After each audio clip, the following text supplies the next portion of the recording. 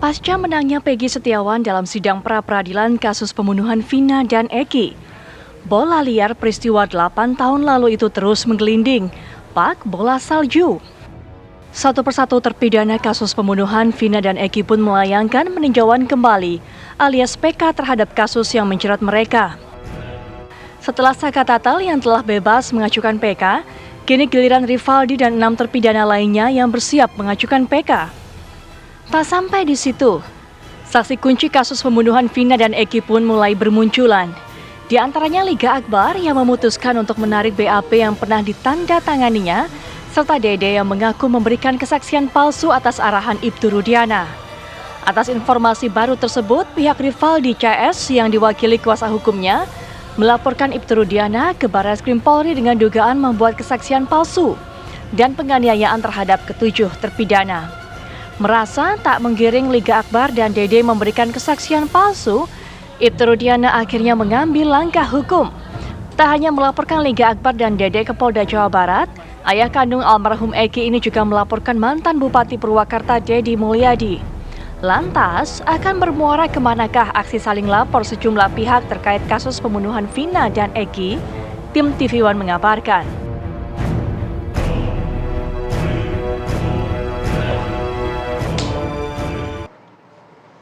Selain juga berbondong-bondong untuk mengajukan PK para terpidana, nampaknya juga ini akan melaporkan Ibtu Rudiana terkait penganiayaan dan juga keterangan palsu. Kita akan membahas mengenai hal ini dan kemarin juga kita tahu sudah ada pemeriksaan oleh tim khusus ya terkait kasus kematian Vina dan juga Eki. Kita akan membahas dengan Irjen Purnawirawan Benny Mamoto, Ketua Harian Kompolnas. Selamat pagi, Assalamualaikum Pak Benny. Selamat pagi Pak Benny. Kemudian juga sudah bergabung bersama kami Bang Jutek Bongso, kuasa hukum terpidana kasus Vina dan juga pelapor Ibtu Rudiana. Selamat pagi Bang Jutek. Bang Jutek.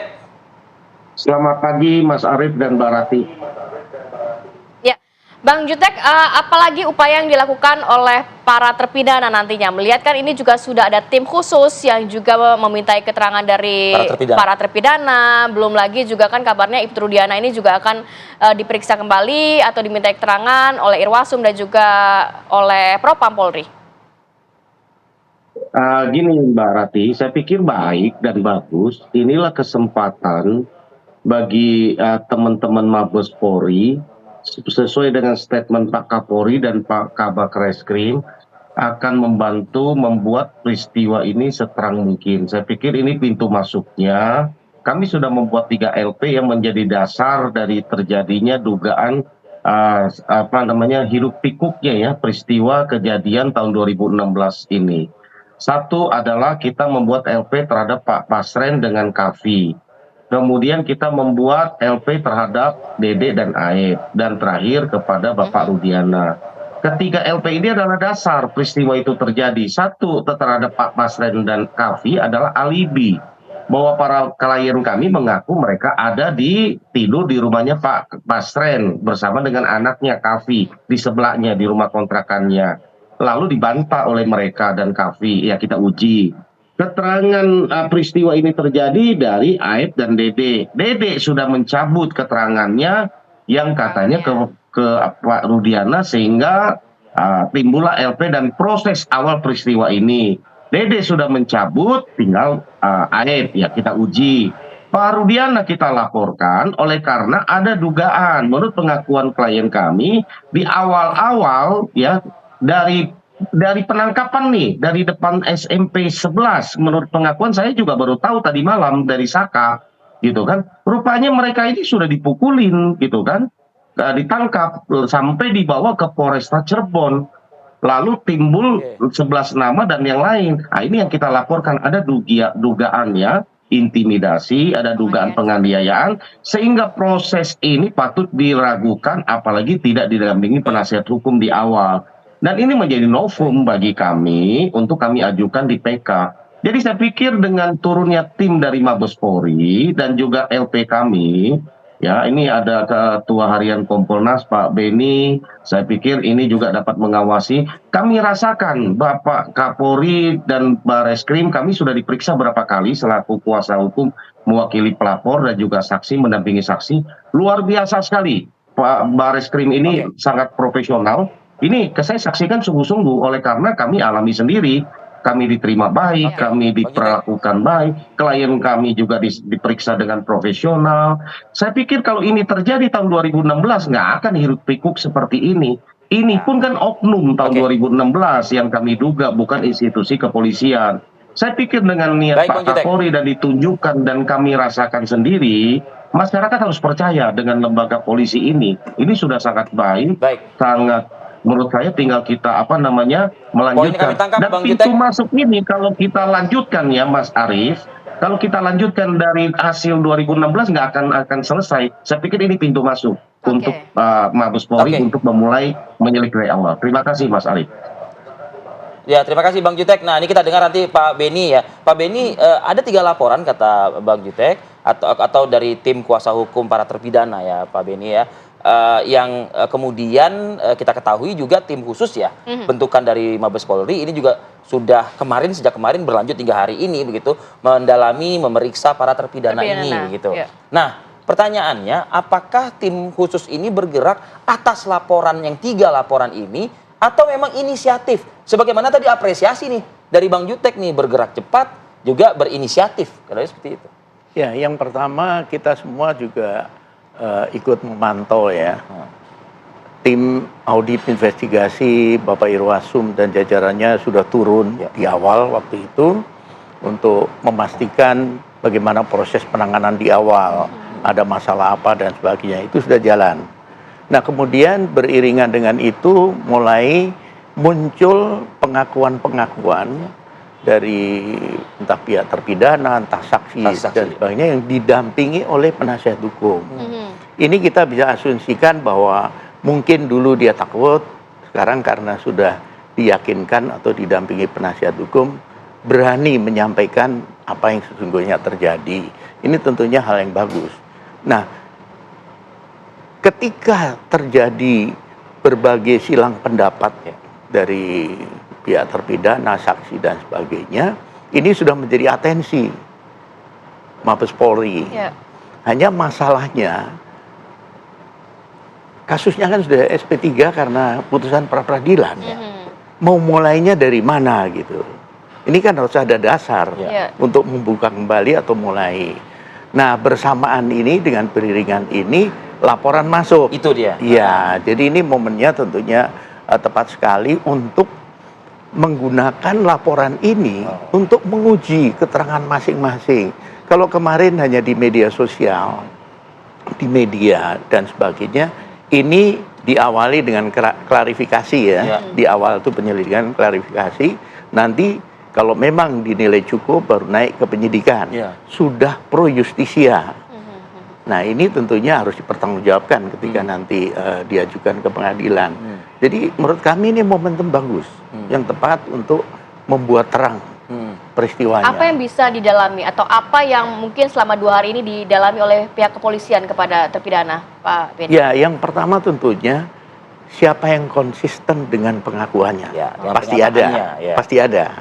Mana yang tidak konsisten? Yang tidak konsisten karena apa? Misal dianiaya oleh siapa? Nah, ini nanti tentunya pihak Propam, Irwasum akan memberikan atensi dan mengambil langkah.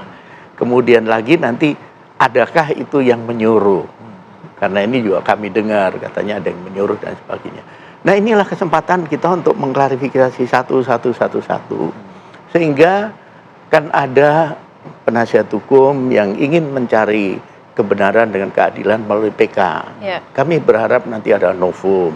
Kemudian sementara sedang akan berproses Rivaldi juga kan? Ya, nah inilah menurut kami upaya yang dilakukan semua pihak ini menjadi upaya bersama untuk bagaimana satu membuat terang peristiwa ini, kemudian kedua mencari kebenaran. Oke, Pak, ada juga spekulasi yang berkembang di publik, Pak. Jadi tim sus yang bergerak untuk memintai dan menarik keterangan dari para terpidana ini juga buntut dari bisa jadi ketidakyakinan kepolisian dalam menangani perkara 2016 lalu dan juga upaya PK kedua yang akan dilakukan oleh Rivaldi. Bagaimana mungkin Mabes Polri mungkin melalui Kompolnas bisa menjawab hal ini usai jeda ya Pak ya. Kita akan kembali saat lagi. Ya, kita masih bersama Bang Jutek Bongso dan juga Pak Beni Mamoto. Saya ke Pak Beni meneruskan yang tadi Pak Beni. Bagaimana mungkin bisa dijawab tuh Pak ya spekulasi yang beredar di masyarakat bahwa kita ketahui memang Rivaldi ini kan akan mengajukan PK juga, dan PK Saka Tatal juga kita masih akan menunggu apakah diterima dan tidak gitu. Nah, sambil menunggu itu ya penyidik-penyidik ini atau tim khusus ini disiapkan gitu. Ini bagaimana Bang Polri mengomentari hal ini? Ya, jadi setelah pra peradilan Ya. itu bukan berarti bahwa pihak Polri diam. Tetap melakukan upaya-upaya pengumpulan data informasi untuk bagaimana nanti bisa menuntaskan kasus inilah. Nah, itu tidak diekspos. Nah, momentumnya kan begitu banyak tuntutan dari publik, bahkan dari banyak pihak lah ya. Bagaimana Polri, bagaimana Polri. Oleh sebab itu Bapak Kapolri langsung begitu ada laporan ini, tim khusus dibentuk, kemudian untuk dilakukan secara terpadu ya. Aspek etiknya ada tidak, pidananya ada tidak. Nah, ini sedang dilakukan. Jadi memang dalam konteks ini ada momen yang tepat lah ya. Di satu sisi penasihat hukum melakukan berbagai upaya hukum, Ya. ada yang PK dan sebagainya.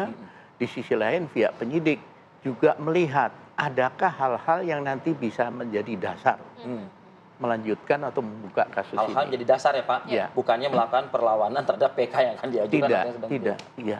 Oke, saya mau ke Bang Jutek. Bang Jutek, ini mungkin hal-hal yang bisa menjadi dasar untuk menguatkan alibi dari para terpidana, karena kan ini juga tadi ada 3 laporan begitu ya, tidak main-main juga, apalagi laporannya terkait kesaksian palsu dan juga penganiayaan. Ya, saya pikir apa yang disampaikan Pak Beni selaku Ketua Kompolnas itu sudah sangat betul. Ya, sekali lagi memang kami membuka pintu dan kami lihat direspon baik oleh Bapak Kapolri dengan membentuk tim. Kami sudah memantau juga, tim ini juga sudah bekerja di luar yang melakukan penyelidikan terhadap LP kami. Saya pikir sangat baik. Dan untuk tidak menambah kisru, saran saya, ini kan ada LP-LP lain, LP balik kan, di Polda Metro maupun di Polda Jabar, terhadap Dede dan juga Liga Akbar dan juga kepada tokoh masyarakat. Ya, kalau menurut saya, yang dilaporkan ini kan efek dari laporan yang dilakukan di Bareskrim. Bahwa yang mereka tuduhkan itu fitnah, pencemaran nama baik dan sebagainya. Kalau laporan utama kami ini aja belum diproses, ya itu tolong jangan diproses dulu, karena itu dasarnya kepada kami kan. Kalau laporan yang kami sampaikan itu nanti tidak terbukti dan ada perkembangan terbaru, baru silakanlah itu diproses yang laporan di LP di Polda Anda Jabar mensinyalir ataupun ada tebang Polda pilih penanganan Metro Jaya. begitu Bang Jutek? Ya, ini saran saya, karena nanti akan menambah kisru dan saling melaporkan, kan nggak ada ujungnya nanti. Kan Jadi laporan ini kan akibat kami melaporkan, lalu merasa tercemar nama baiknya, ya lalu dia laporkan balik. Tapi kalau itu juga berproses, ini kan kita kan hanya membuka pintu, Pak Beni, ya yang disampaikan tadi. Ya. Kalau ini juga berproses, betul itu hak para terpidana, hak orang ya semua. Tapi silakan Ya, saja. ya. Nah, biasanya kalau Oke. kita melaporkan sesuatu kan harus dibuktikan dulu laporan kami betul tidak. Kalau laporan Ya. pokoknya ini tidak terbukti, baru itu ada unsur pencemaran nama baik dan lain-lain kan gitu menurut kami ya secara hukum. Kalau Ya, ini ya. aja belum Oke. terbukti, laporan utama itu sudah berproses, dua-dua jalan Ada atau laporan misalnya lainnya. malah yang ditetapkan tersangkanya Ya, Pak, atau naik sidiknya Iya. yang duluan laporan pencemaran nama baik, ini tambah rame lagi nanti, gitu kan? Gitu loh. Ini menurut saya Baik, ini Bang Jutek. harus menjadi perhatian gitu kan, gitu. Ya, Kita dengar jawaban Pak Gitu Beni. Mas Mas. Arief, Silakan, Bang kan Beni. lucu ya. Pak Iya. Beni juga pasti paham lah. Kalau misalnya yang ini teman-teman melaporkan balik ini kan akibat laporan Jadi kami. jawabannya Oke. Pak Yang Beni, kami Bang Jutek. kami Baik, Bang jangan Jutek. sampai nambah Poinnya tambah sudah kita kisru tangkap. nanti Mas Arief. Itu malah naik baik, duluan baik. gitu. Iya, iya. Gimana Pak Beni?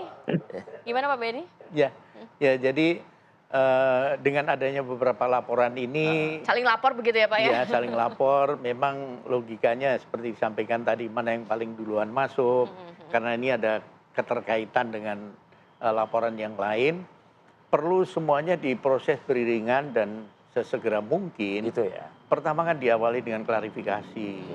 Ini diharapkan semua pihak yang terkait, yang dipanggil, yang diundang dan sebagainya, kooperatif dan memenuhi panggilan, sehingga nanti proses ini jalannya Ada jauh kendala lebih Pak 2 cepat. hari ini Pak? Sejauh ini yang kami dengar tidak ada. Oke. Dan ada juga yang menyampaikan bahwa dari penasihat hukum, bagaimana terpidana ini agar dikembalikan ke lapas Lapasnya, dan ya. sebagainya. Ini semua tentunya konteksnya adalah untuk percepatan proses. Supaya segera bisa diperiksa, dituntaskan, karena dalam pemeriksaan ini kan perlu cross check keterangan. Itulah, Baik. maka harus dipindahkan. Oke, kita kawal terus pastinya ya, masyarakat memantau juga bagaimana perkembangan dari kasus kematian Vina dan juga Eki. Saling lapornya akan seperti apa ujungnya begitu ya. Terima kasih banyak Pak Beni, kemudian Pak juga Beni Bang Mamoto, Ketua Jutek Harian Kompolnas, terima kasih. sudah hadir dan Bang Jutek berbagi Wongso, informasi. juga terima kasih Bang. Sehat selalu, Selamat Assalamualaikum. pagi Pak Beni dan juga semua teman-teman. Baik, Oke, terima kasih. kita juga akan pantau apa saja yang akan disajikan dalam kabar utama pagi. Sudah ada rekan kami, Anggia Eboni. Selamat pagi, Boni. Silakan. Ya, selamat pagi Rati dan Rivi. Setidaknya ada 2 informasi utama yang akan kami hadirkan pagi ini, diantaranya mengenai kasus penganiayaan sekaligus penyanderaan seorang balita yang dilakukan oleh ayah kandungnya di Kabupaten Pinrang, Sulawesi Selatan. Kami akan dalami nanti, kita akan berbincang langsung dengan ibu dari korban. Kemudian satu informasi lagi dari Cilegon, Banten, di mana ada penemuan 6 jasad nelayan di sebuah perahu di perairan Cilegon. Kita akan simak informasi selengkapnya di kabar utama pagi. Di antaranya itu, Rati dan Rivi kembali ke Anda. Ya mungkin poin pertama tadi bisa didalami lagi ya, Eboni, mengingat juga apa motif dari ibu korban ini mungkin berpisah gitu ya, atau meninggalkan suaminya di Pinrang, Sulawesi Selatan. Anggia Eboni, terima kasih. Jangan lewatkan program kabar utama pagi. Usai kami menutup kebersamaan pagi ini di Apa Kabar Indonesia Pagi. Saya Arif Adil. Saya Kabar Kusuma, pamit undur diri. Terima kasih dan sampai jumpa.